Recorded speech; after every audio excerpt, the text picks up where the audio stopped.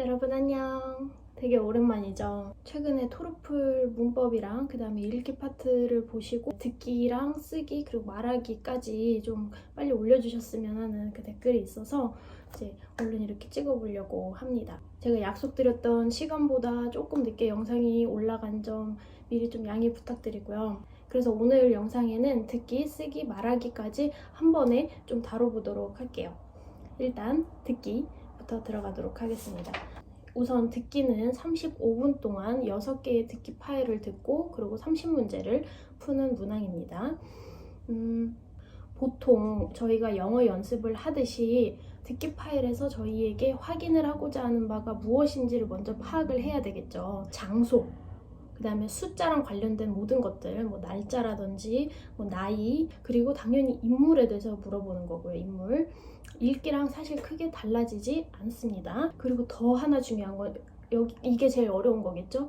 사건, 어떤 중요한 사건 혹은 목적이 되는 부분, 뭐 이 사람이 그래서 결국엔 무엇을 했는지를 묻는 파트예요. 그러다 보니까 저희가 처음에 듣기를 들으면 다 내용이 술술술술 이렇게 지나가는 것 같지만 막상 들으면서도 인물의 이름이 나오는구나, 그 다음에 뭐 날짜가 나오는구나, 숫자가 나오는구나, 그 다음 장소가 나오는구나 하면 일단은 문제를 읽을 시간이 없었다 한들 옆에다가 메모를 들으면서 계속 해 놓으시는 거예요. 그러다 보면 뭐 1번에서 안 물어봐도 2번이나 3번 문제에서 그게 또 한번 질문으로 나올 확률이 높다라는 점, 그게 가장 중요하다고 저는 생각을 하고요. 그러면 그래도 듣는데 뭐 예를 들어서 인물이나 장소나 시간은 내가 잘 듣는데 아까 말했던 가장 어려운 목적이 되는 어떤 사건 자체를 내가 잘 이해를 못하겠다, 그게 잘 안 들린다 하면 어떡하냐. 그건 안 들리는 게 너무 당연하고요. 이걸 위해서 저희가 연습을 해야 되겠죠. 연습 방법을 제가 얘기를 해드리겠습니다. 일단은 문제지를 펼쳐놓고 그냥 듣습니다. 그냥 일단은 들어요. 그러면 분명히 거기서 이제 뭐 실력 차에 따라서 몇 퍼센트가 들리고 몇 퍼센트가 안 들리는지는 다르겠지만 본인이 들은 게 헷갈리는 부분도 있을 거고 이건 내가 정확하게 잘 들었다 하고 확신이 드는 부분도 있을 건데 일단 그걸 잘 기억을 해 두시고요. 그 다음에 두 번째를 한 번 더 들어요. 들으면서 문제를 동시에 보고 얼른 체크를 해 놓죠. 그때 한 10% 정도가 더 잘 들리게 돼요. 그 다음은 어떻게 하냐면 듣기 파일을 키지 않고 뒤에 있는 답지를 펴봐요. 답지에 보면은 이 듣기 파일이 다 글 형태로 나와 있죠. 그거를 보면서 듣지 않고 꼼꼼히 한번 읽어봅니다. 내가 아까 들었던 게 맞고, 그러면 당연히 이제 여기는 독해 능력을 발휘하여 요거를 빨리빨리 독해를 해놓습니다. 그리고 격별로 다 끊어서 열심히 보시고 그래서 분석을 어느 정도 해놓는 거죠. 그리고 다시 답안지를 덮어놓고 보지 않고 또 듣는 거죠. 그렇게 되면 이제 네 번째 듣게 되는 거겠죠. 그때는 듣기 파일을 들으면서 여기에 나와 있는 답지에 있는 글을 같이 보면서 같이 들어요. 그러면 내가 듣는 것과 내가 보는 것이 100% 일치가 되는 순간이 있는 거겠죠. 눈으로 따라가면서 이렇게 듣다 보면 그럴 때 이게 이런 내용이었구나. 여기에 뭐 전치사라든지 v, 나, pro, 삐리 이런 접두사까지 다 분리해서 들릴 정도가 되겠죠. 그럴 때 한 번 더 자신감을 얻고요. 다시 덮고 다시 맹골로 처음 듣는 마음으로 들어요. 그러면 그때는 95%에서 100% 들리겠죠. 왜냐면 이미 듣기도 5번을 들었고 텍스트도 2번이나 저희는 본 거잖아요. 그럴 때 내가 이제 완벽하게 들었구나 라고 하고 다음 문제에 넘어갑니다. 다음 듣기 파일을 대요. 그러면 나 이제 듣기 실력이 좀 된 것 같은데 하고 다음 문제를 보면 아까 처음과 같은 또 자신감 하락을 경험하게 돼요. 하지만 괜찮아요. 그때도 똑같이 한 4바퀴에서 5바퀴를 돌려요. 근데 이거를 너무 뭐 길다, 내가 이 정도의 시간은 없을 것 같다 하면 어떻게 하냐면 일단 처음에 들어요. 그러면 30-40% 이해했죠? 그 다음에 답지로 넘어가서 소리 없이 그냥 답지만 한번 훑어봐요. 이런 내용이었군 하고 체크를 하시고 다시 덮어서 그냥 다시 들어요. 분명히 내가 아까 읽기도 읽었는데 들을 땐 그게 자꾸 안 들린단 말이에요. 그러면 다시 답지를 보면서 한 번 더 같이 눈으로 따라가면서 들어요. 그러면 100%의 일치를 한번 경험을 하고 또 덮어서 다시 소리만 들으면 소리가 100%로 들리기 시작해요. 사실 듣기 파일이 1급은 큰 틀에서 벗어나지 않아요. 인물, 날짜, 장소, 그리고 어떤 특정한 사건이 있었는지 당연히 이 격에 많이 의존을 하기 때문에 뭐 누가 누구에게 어떤 행위를 했는지 이런 연관성만 잘 체크를 하시면서 들으시면 문제가 없을 것 같습니다. 자, 그 다음에 저희가 바로 쓰기로 넘어가 볼게요. 체감상 가장 어려운 파트죠. 근데 한번 볼게요. 1급 같은 경우에는 60분 동안 2개의 문제를 푸는 거예요. 첫 번째 문제는 저희에게 어떤 기사라든지 어떤 인터뷰, 장문할 수 있는 그런 글을 하나 주고 그거를 요약을 해서 자신의 견해를 같이 곁들인 요약본을 쓰는 것이 핵심인데요. 혹은 문제에 나와 있는 어떤 조건에 맞춰서 글을 재형성하는 그런 게 문제고, 두 번째 문제는 편지를 쓰는 거죠. 그래서 편지의 유형에는 공식적인 편지와 비공식적인 편지가 있겠죠. 그냥 딱 들었을 때만 해도 어떤 문제가 더 쉬워 보이시나요? 당연히 편지 쓰는 게 훨씬 쉽겠죠. 60분이라는 시간이 과연 많을까 적을까 좀 의문인데요. 제가 생각을 했을 때 일단은 1번 문제 같은 경우에는 어떤 주제가 나올지를 몰라요. 그죠? 그리고 그거는 실제로 러시아어를 잘하는 것도 있지만 한국어로라도 어떤 논술 실력이 되게 필요해요. 글을 정리하는 능력이라든지 서러운 본론, 결론을 잘 나눠서 분리해서 쓰는 그런 능력이 함께 요하다면, 편지 같은 경우에는 그냥 우리가 쓰는 편지, 그 다음에 실제로 우리가 고급 단어, 고급 어휘를 쓰지 않더라도 그 편지에서 꼭 전달을 해야 할 그런 내용만 잘 충족을 한다면 어려움 없이 넘어갈 수 있는 그런 문제거든요. 그렇기 때문에 연습을 하더라도 형식에 맞춰서 연습을 빨리 그리고 더 어떤 완벽한 상태로 준비를 시켜 놓을 수 있는 게 바로 2번 문제예요. 편지 쓰는 거. 그렇기 때문에 제 개인적인 추천은 60분이 있으면 15분은 2번 문제 있죠? 그 편지 쓰는 거에 15분만 할애를 하세요. 충분합니다. 15분 안에 어떻게 20문장을 쓰지? 이렇게 생각을 하시겠지만 전혀 그렇게 어려운 문제가 아니고요. 45분은 그 1번 문제, 그 긴 텍스트를 요약하는데 조금 더 마음을 편히 갖고 쓰는 것을 추천드려요. 우선은 논술 능력이 굉장히 요하는 부분이라고 했었잖아요. 당연히 서론, 그 다음에 본론, 결론이 있겠죠. 그리고 거기에 자신의 견해를 곁들이는 건데, 서론이라는 게 뭐예요? 뭐 만약에 최근에 많은 사람들이 코로나로 인해서 고통받고 있다, 이런 식으로 팩트를 일단 딱 던져주고 가야 되잖아요. 이미 우리가 문제에서 받은 텍스트에 사실 다 나와 있는 부분이에요. 하지만 우리가 정확하게 완벽하게 카피해서 쓰면 그건 요약본이 아니겠죠. 그래서 이미 서론에 나와 있는 글을, 예를 들어서 그게 한 3문장에서 한 5문장이 되는 서론 부분이면 그 5문장을 2문장 혹은 3문장으로 줄이는 연습을 하셔야 돼요. 그러면 훨씬 부담이 적겠죠. 그러니까 카피를 하는데 5문장을 3문장으로 만드는 거예요. 어떤 느낌인지 아시겠어요? 예를 들어서 요즘은 코로나 사태가 심각하다. 많은 사람들이 요즘 고통받고 있다.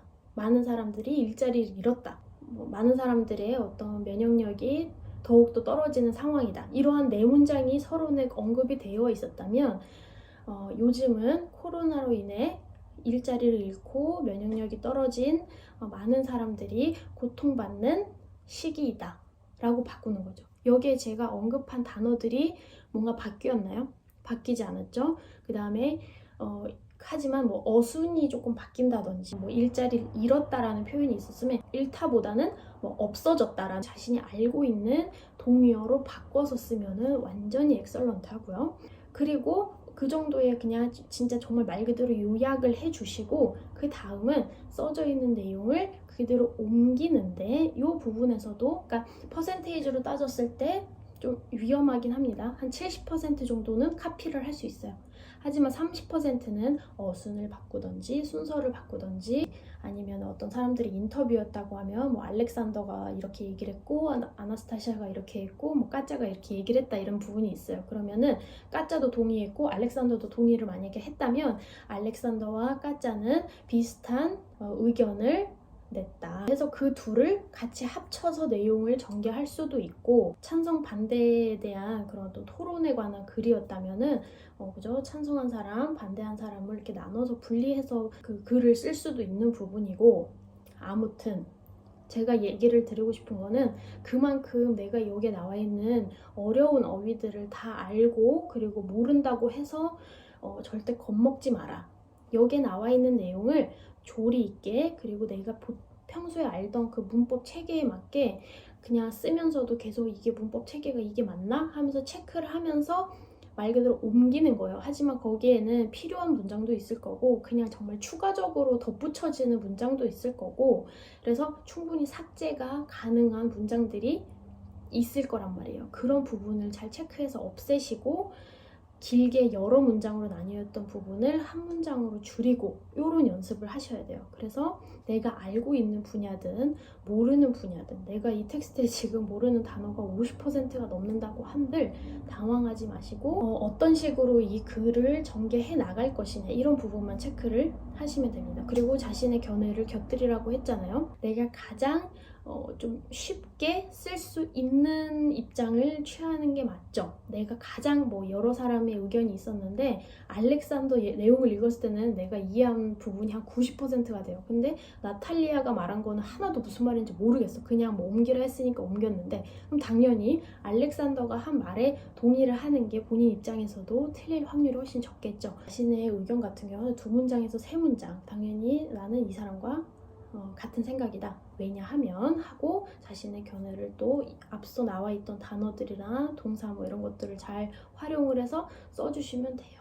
어려워요. 진짜 어렵고 제가 생각을 해도 문법이나 읽기나 듣기나 이 부분은 혼자서 독학하는 걸 추천드려요. 왜냐면 누가 옆에서 시킨다고 해서 느는 부분이 아니거든요. 근데 쓰기랑 그 다음에 말하기는 학원보다도 그냥 단기간 과외를 훨씬 추천드려요. 제가 과외 선생님이라서가 아니라 옆에서 첨삭을 빨리빨리 해주고 그 다음에 이런 꿀팁을 얼른 알려주고 좀 이렇게 지도가 사실 필요한 부분이라고 저도 생각을 해요. 애초에 러시아 실력이 뛰어나지 않는 이상. 자, 그럼 쓰기 2번에 넘어가 볼게요. 편지 같은 경우에는 차라리 훨씬 쉬워요. 왜 15분 컷을 할 수 있냐고 얘기를 드렸냐면 아까 공식적인 편지 그리고 비공식적인 편지가 있다 했잖아요. 비공식적인 편지가 훨씬 많이 나와요. 훨씬 많이 나오는데 그래서 연습 문제도 보면은 비공식적인 편지에 맞는 그 문제들이 훨씬 많이 나와 있어요. 근데 어떻게 하냐. 비공식적이라는 말이 뭐예요? 공식적이지 말라는 얘기예요. 일단 친구한테 보내거나 부모님한테 보내거나 지인들에게 보내거나 하는 편지니까 일단 인사가 들어가야 되겠죠. Приветствие, привет, здравствуйте 이런 표현들을 먼저 넣어주시고 안부 인사가 필수로 있어야 됩니다. 예를 들어서 요즘 어떻게 지냈니? 가족은 잘 지내? 사업은 잘 돼가? 우리 가족은 아직 한국에 있어. 이런 굉장히 어떻게 보면 쓸데없는 말이라고 표현할 수 있겠죠. 그런 쓸데없는 말을 2-3문장을 넣습니다. 그리고 편지에 꼭 좀 들어갔으면 하는 내용이 문제 밑에 그죠? 이렇게 점점점 해가지고 나열이 되어 있잖아요. 그거를 잘 참고해서 그 나와 있는 부분을 문장화 시키면 된다고 생각을 하시면 돼요.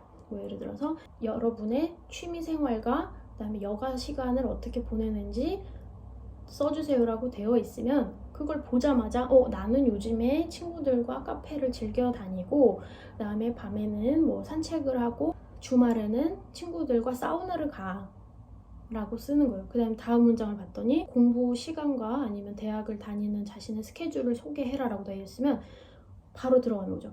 공부는 내가 9시부터 3시까지 요즘에 열심히 하고 있고 3시 이후에는 테니스를 배우러 다녀. 또 넘어갔더니 가족에 대한 소개라든지 이런 걸 쓰래요. 그러면 나의 가족은 지금 한국에 살고 있고 나는 형이랑 누나가 있어. 등등등 그 순서에 맞게 쓰면 크게 이렇게 고민할 게 없다고 할까요? 그 순서를 바꿔서 더 조리 있게 더 완성된 편지를 쓸 수도 있지만 저희는 지금 시간 줄이는 게 포인트잖아요. 그래서 그 순서에 맞게 써도 크게 문제가 되지 않는다. 그리고 당연히 마지막에는 다시 인사를 하고 안녕 앞으로 나한테 또 편지를 써줬으면 좋겠어 아니면 너의 답장을 기다릴게 건강하게 잘 지내고 가족들한테 안부 인사 전해줘 다음번에 전화할게 등등의 그런 또 마지막 작별 인사말을 꼭 넣어야 됩니다. 이게 초반이랑 마지막에 이게 없으면 이거는 탈락이에요. 이거는 실패한 글입니다. 그러면 감이 오잖아요. 이게 친구한테 쓰는 거든 부모님한테 쓰는 거든 지인한테 쓰는 거든 위에 나오는 인사말 그리고 작별 인사말은 고정이 되어 있는 내용이에요. 없으면 안 되기 때문에 애초에 내가 외워서 갈 수 있다고요. 뭘 물어볼지 뭐 안부 이런 걸 다 외워서 갈 수 있고, 그럼 여기서 한 세네 문장, 마지막 인사도 한 세 문장, 7문장이죠. 그리고 12문장가량은 여기에 나와 있는 우리한테 힌트로 되어 있는 부분을 문장화만 시키면 돼요. 그리고 당연히 자신이 열심히 쓰고 고민하고 답지를 보는 게 제일 포인트예요. 답지에는 굉장히 간결하고 정확하게 써져 있기 때문에 힌트 얻기가 너무 좋아요. 아무리 생각해도 처음에 인사와 마지막 인사를 뭘 해야 될지 모르겠어. 시간도 없는데. 그러면 답지를 보시면 돼요. 뭐 그거를 카피한다고 해서 그게 뭐 엑설런트한 답 이런 거 창의적인 걸 바라시니까. 하지만 그걸 따라했다고 해서 뭐 채점하시는 분이 틀렸다고 할 수는 없을 거 아니에요. 그걸 충분히 참고를 하셔서 이 표현 너무 좋다, 이런 표현 너무 좋다, 좀 수집을 해가면서 자신의 완벽한 답안을 만드는 거를 정말 추천드려요. 그리고 가끔 요즘에는 공식적인 편지도 나와요. 그러면 공식적인 편지는 엄연히 비공식적인 편지와 구별이 되어야 되겠죠. 무슨 말이에요? 굉장히 친근한 표현, 과잉 존중, 과잉 존경하는 표현이라든지 은어로 써서 이렇게 싸바싸바하는 내용이 절대 들어가면 안 되고요. 안부라든지 이런 게 들어가면 안 돼요. 그리고 동사를 명사화 시켜야 돼요. 보통 보면 거의 그렇거든요.